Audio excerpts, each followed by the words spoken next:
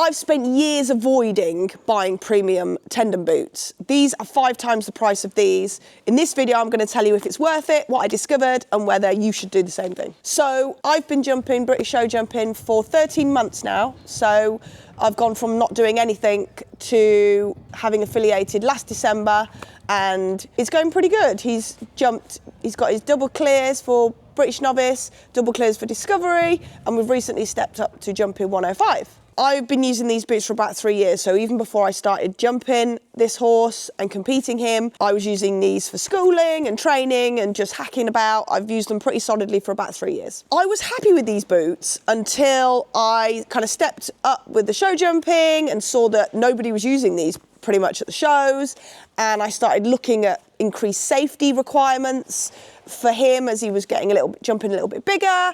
I kind of started doing some deep dive research into the strike pads and the lightness and the kind of the ventilation in the boots, and decided to take the plunge and try and get something a little bit better. I put off buying the expensive boots because they were nearly 5 times the price, if I'm honest with you. I think I paid £40 for these, and these are considerably more. So I just wasn't sure it was worth it. I'll be honest, I wanted to fit in and use the boots that all the professionals seem to use.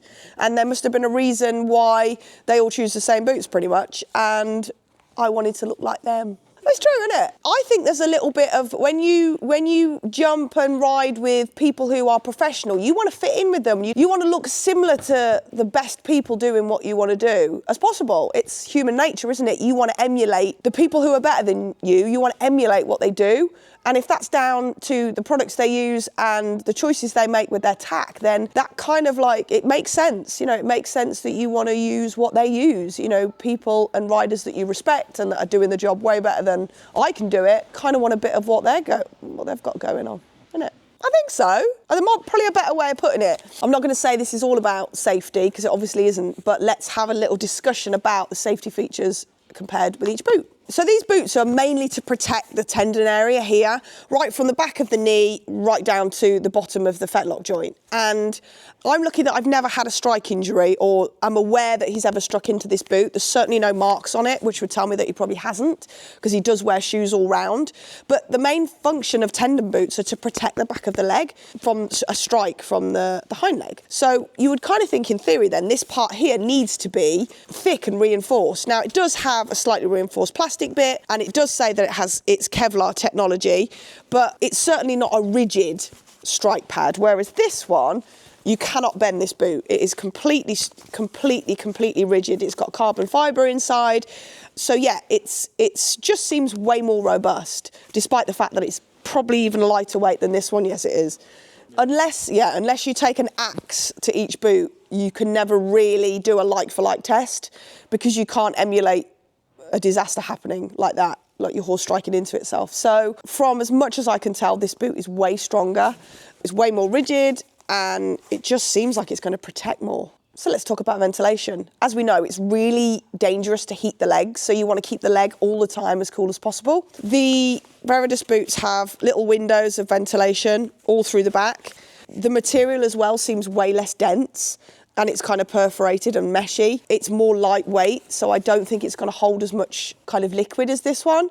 There's a little bit of ventilation here, but that's not really where you need the ventilation. If you can see where the ventilation is there, there's a window there, there's 2 windows here, and there's a window, and that's it. Let's talk about the weight. I don't think it makes any difference to the horse how heavy the boot is. It's negligible which one's heavier and which one's lighter.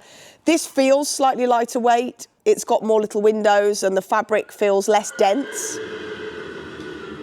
That horse agrees with me. He's right. This is just a bit of a heavier, kind of more clumpy boot. This is just way more refined. Just looks better. Let's talk about fit. I did notice that with this boot, sometimes on the back of the heel, you can tell the hair is just slightly rubbed. It doesn't rub the hair away, but I can tell there's been movement.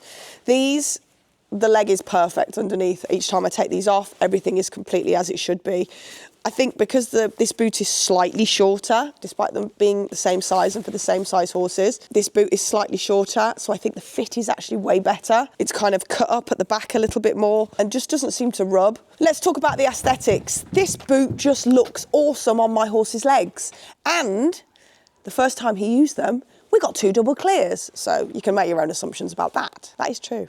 He did get 2 double clears. It's just a nicer boot. I know this one's dirty. It's probably not giving this the gravitas it needs because it has been a reliable boot, but this one, it just looks gorgeous, isn't it? It's sexier.